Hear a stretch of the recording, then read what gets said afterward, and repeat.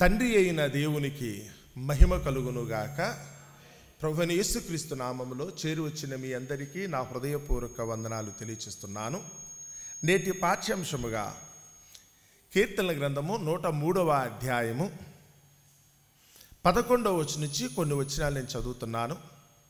కీర్తనల గ్రంథము 103వ అధ్యాయము 11వ వచనం నుండి, భూమి కంటే ఆకాశము ఎంత ఉన్నతముగా ఉన్నదో ఆయన యందు భయభక్తులు గలవారి ఎడల ఆయన కృప అంత అధికముగా నున్నది. పడమటికి తూర్పు ఎంత దూరమో ఆయన మన అతిక్రమములను మనకు అంత దూరపరిచి ఉన్నాడు.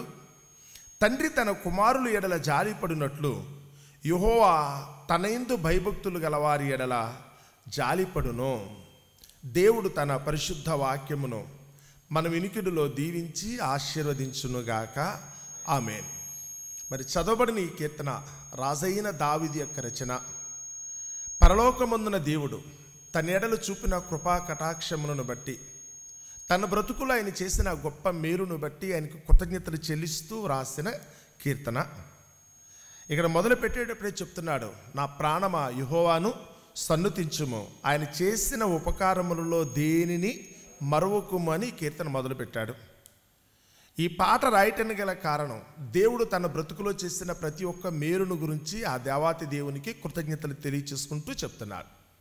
ఇందులో భాగంగా ఈరోజు మనం చదువుకున్న ఆ 10వ వచనం నుంచి మనం చదువుతున్నప్పుడు ఆయన అంటున్నాడు, మన పాపములను బట్టి ఆయన మనకు ప్రతీకారము చేయలేదు, మన దోషములను బట్టి ఆయన మనకు ప్రతిఫలము ఇయ్యలేదు. ఒకవేళ మనిషి చేసిన పాపము పుణ్యము అనే మాట దగ్గరికి వస్తే, పాపమునకు శిక్ష, పుణ్యానికైతే కనుక ఆయన అయితే కనుక బహుమతి ఇస్తాడని చాలామంది అనుకుంటారు. కానీ ఒకవేళ మన దోషములను బట్టి కనుక మన శిక్ష విధించాలి అనుకుంటే, నేటి వరకు దేవుని లెక్క ప్రకారం మన ప్రాణాలతో ఉండటానికి కూడా అవకాశం లేదు. దోషములు చేసినప్పుడు ఆయన అయితే కనుక ఉపేక్షించాడు. తన పిల్లల ఎడల ఆయన తన జాలి పడినట్లుగా మన ఎడలైతే కనుక ఆయన జాలి పడ్డాడు అని రాస్తుంది. మనం చదువుకున్న 13వ వచనం దగ్గరికి వచ్చినప్పుడు ఆయన ఏముందో చూడండి. అక్కడ తండ్రి తన కుమారులు ఎడల జాలి పడినట్లు యెహోవా తన యందు భయభక్తులు గలవారి ఎడల జాలి పడుతున్నాడు. అందుకనే మనం చేసిన తప్పులకు ఆయన వెంటనే శిక్ష విధించలేదు. లోకంలో చాలామంది నమ్మకం ఏంటంటే కనుక దేవుడు తప్పు చేస్తే కనుక మనకి పొద్దు పాపం వస్తుంది, దానిని బట్టి శిక్ష విధిస్తాడు. పుణ్యం చేసుకుంటే కనుక దేవుడైతే కనుక మన ఎందుకు సంతోషించి మనకైతే దీవెనలు ఇస్తాడని చాలామంది నమ్ముతారు.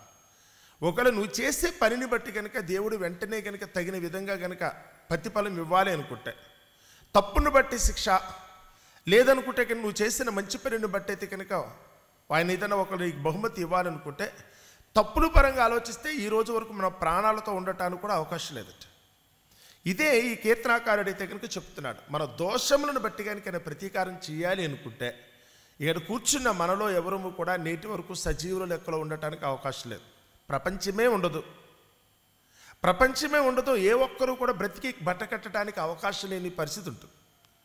ఎందుకంటే తప్పు చేసినప్పుడు కనుక వెంటనే యాక్షనే కనుక తీసుకోవాలనుకుంటే, అలనాడు నోవహు కాలంలో జనులందరూ తప్పు చేసినందుకు యావత్తు ప్రపంచాన్ని అంతటిని కూడా ఆయన ఏం చేశారట, తుడిచిపెట్టేశాడు కదా. ఆ ప్రపంచాన్ని అంతటిని కూడా ఆయనైతే కనుక తుడిచిపెట్టేశాడని రాస్తుంది. ఒకళ్ళు ఈరోజు అంతకంటే కొన్ని వందల రెట్లు ఎక్కువ పాపం ఉంది మన దగ్గర. ఈరోజు నోవహు కాలంతో పోల్చుకుంటే కనుక అంతకంటే ఈరోజు అయితే కనుక మరింత చెడిపోయిన ప్రపంచం, దుష్టత్వంతో దుర్మార్గత్వంతో నిండిపోయిన ప్రపంచం, తోటివాని ఎలా ఎక్కడా కూడా కనికరము జాలి లేని ప్రపంచం. తోటివారిని అయితే కనుక కళ్ళ ముందే ఆ రోజు మనుషులైతే కనుక ఏదో వాళ్ళు దేవునికి విరోధంగా ఒకవేళ కనుక చేయకూడని క్రమం తప్పి పాపం చేశారేమో, ఈరోజు సాటి మనుషులు కూడా అయితే కనుక నిర్దాక్షిణ్యంగా ఒకరినొకరు చంపేసుకుంటున్నారు కదా. ఈరోజు అయితే కనుక ఏమాత్రం అన్యం పుణ్యరిగిన చంటి పిల్లల ఎడలో కూడా అయితే కనుక కామ వికారయుక్తమైన నడవడి చేత ఎంతోమంది జీవితాన్ని నాశనం చేసేస్తున్నారు కదా. అబద్ధాలతోనో మోసం చేసో నమ్మిన వారిని అయితే కనుక ఈరోజు నట్టేట ముంచేవాళ్ళు ఎక్కువైపోయారు కదా. ఎప్పుడు చూసినప్పుడు కూడా పచ్చి అబద్ధాలే. దేశాన్ని పరిపాలించే నాయకుల దగ్గరికి వచ్చినప్పుడు కూడా ప్రతి ఒక్క అంశంలో కూడా మనుషులను అయితే కనుక అనుక్షణము కూడా అయితే కనుక వంచిస్తూ బ్రతుకుతున్న వాళ్ళు కూడా ఎక్కువైపోయారు. సో దేవుని దృష్టిలో కనుక దోషమే కనుక మనం లెక్కించే పరిస్థితి వస్తే, ఒకవేళ కనుక పొరపాటు జరుగుతుందన్న సంగతిని కనుక మనం కనుక గ్రహించే పరిస్థితి వస్తే ఎప్పుడో దేవుడు శిక్ష విధించేవాడే. ఏ రోజు మనం అయితే కనుక ఈ లోకానికి వెళ్ళిపోవలసిన వారమే.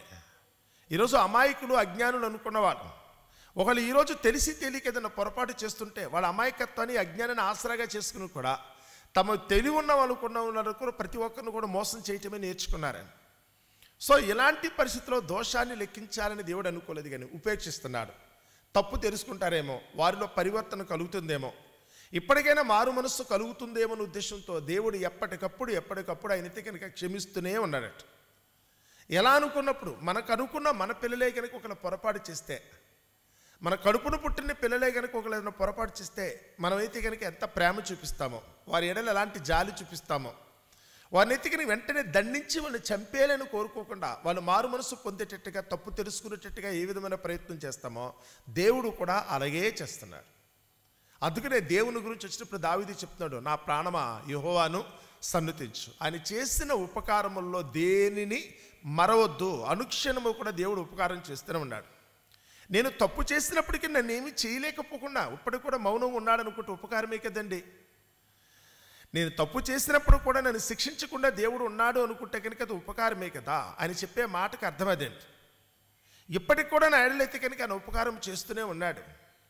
నాకేదో లాభం చేకూరలేదు, నాకేదో పదవులు ఇవ్వలేదు, లోకంలో నాకైతే వెండి బంగారం ఇవ్వలేదని మీరు అడుక్కోవటం కాదండి. అవి చేస్తేనే దేవుడు మీకు మేలు చేసినట్టు కాదు.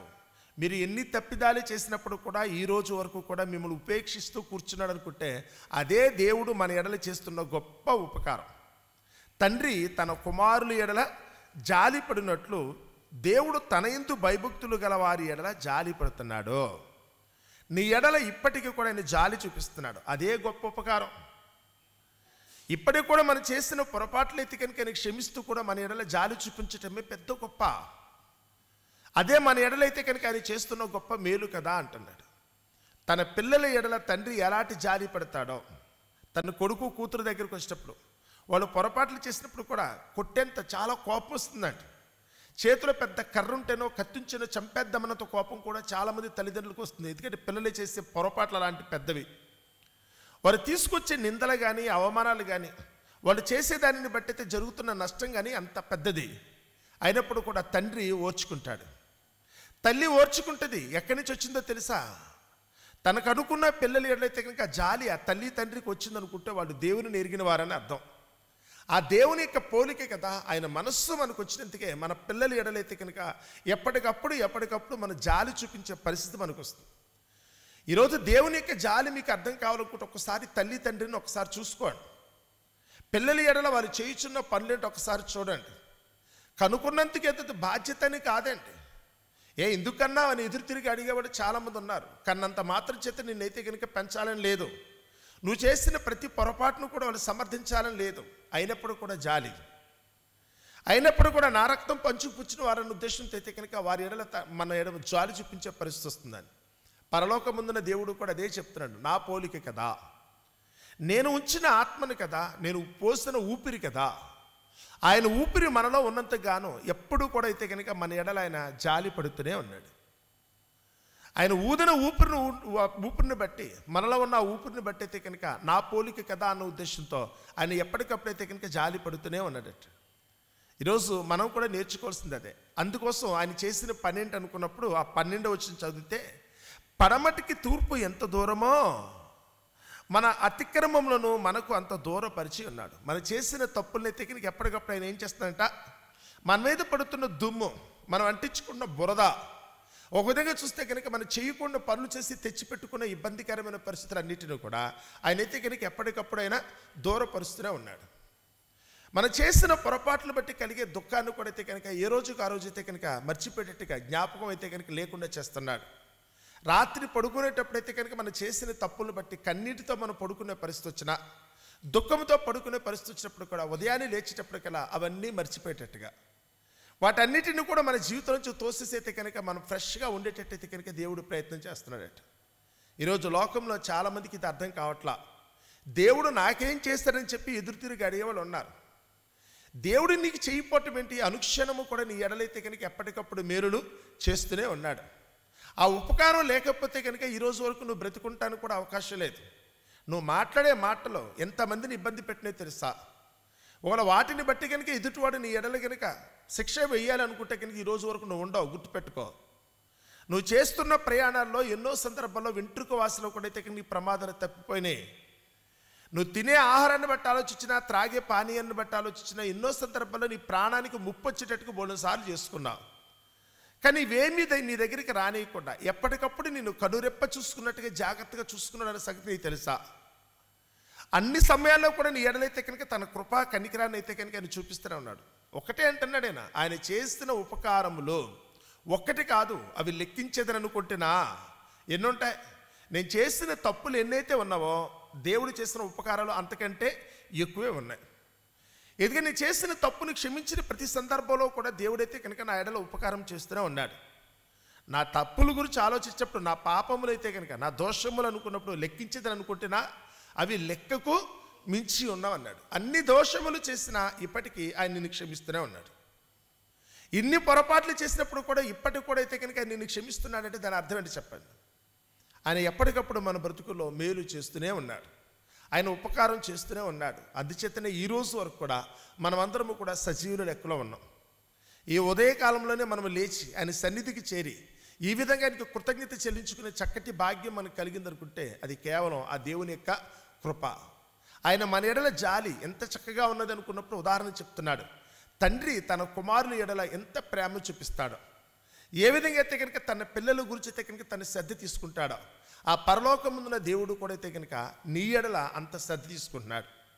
నువ్వు చేసిన పాపములు కూడా నీ దగ్గర ఉండకుండా ఎప్పటికప్పుడు ఆయన ఏం చేస్తాడంట, ఎడముగా ఉంచడానికి ప్రయత్నిస్తున్నాడు. అవి సోకకుండా ఉండటానికి, నువ్వు చేసిన తప్పును బట్టి మళ్ళీ కుళ్ళిపోతావని ఉద్దేశంతో.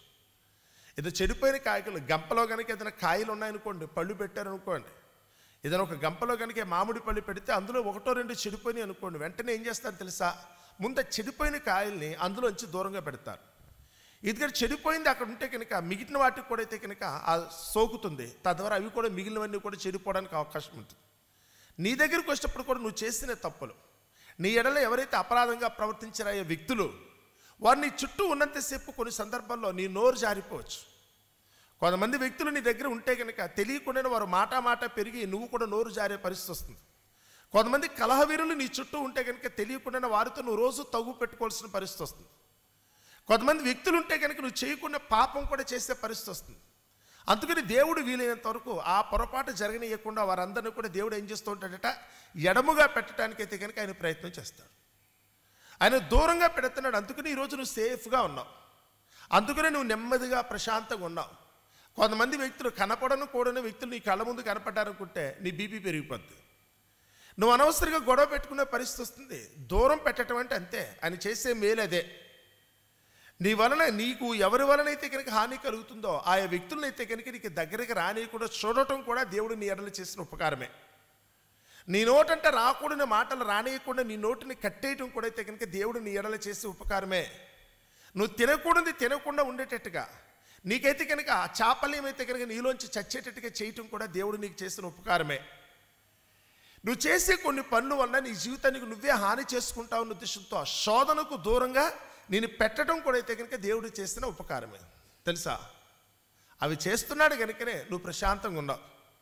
దేవుడు నిన్ను ఆ విధంగా భద్రపరుస్తున్నాడు కనుకనే, దుష్టుని చేతుల నుంచి నేను తప్పిస్తున్నాడు కనుకనే ఈ రోజు వరకు కూడా మీరు క్షేమంగా ఉండటానికి అవకాశం కలిగింది కదా. దావీదు ఇదే జ్ఞాపకం చేసుకుంటున్నాడండి. ఎన్ని ఉపకారాలు, నిజంగా నా ఎడల ఎలా జాలి పడుతున్నాడు దేవుడు. ఒకవేళ ఆయనే కనుక నా ఎడల కనుక కృప చూపించకపోతే నేను ఏం చేసేవాడినో తెలుసా, ఎంత ఇబ్బంది పడేవాడినో తెలుసా. కానీ అలాంటి కష్ట నష్టములన్నిటిలోంచి కూడా నన్నైతే ఓర్చుకున్నాడు, నన్ను క్షమించాడు, నన్ను మన్నించి ఇప్పటికి కూడా నా ఎడలైతే కనుక తన కృపను చూపిస్తాను అనుకుంటే ఆ దేవునికి నేను ఎల్లప్పుడూ కూడా కృతజ్ఞుడు అన్న ఉద్దేశంతోనే ఈ ఘనమైన కీర్తన అయితే కనుక ఆయన రాశాడు. కాబట్టి విన్న మనము కూడా ఒకసారి మనం పరిశీలించుకోవటం, ఎప్పుడూ కూడా దేవుని స్తుతించండి. కారణం ఏంటంటే కనుక నీ ఎడల ఆయన చేసే మేలులు అంత గొప్పవి. ఈరోజు మన సజీవుల లెక్కలో ఈ ఉదయకాల సమయంలోనే దేవుని సన్నిధికి మనం చేరగలిగామనుకుంటాం. ఈరోజు ఎంతోమందికి దక్కని అరుదైన అవకాశం, అందరూ రావాలనుకుని అనుకుంటారు కానీ రాలేని పరిస్థితిలో ఉంటారు. కానీ దేవుడు మనకు మంచి అవకాశం ఇచ్చాడు. ఈ సమయంలో మనం అందరం కూడా ఈ విధంగా ఆయన సన్నిధిలో చేరుకున్న గొప్ప అవకాశం ఇచ్చినందుకు మనం ఎల్లప్పుడూ కూడా ఆ దేవత దేవునికి స్తుతులు చెల్లించడానికి, ఆయన కృపకు పాత్రులుగా ఆయన చేసిన మేలును బట్టి ఎల్లప్పుడూ కూడా ఆయన ఎందుకు భయభక్తులు కలిగి జీవించడానికి మనందరం కూడా ప్రయత్నిద్దాం. అట్టి కృప దేవుడు మనందరికీ దయచేయునుగాక.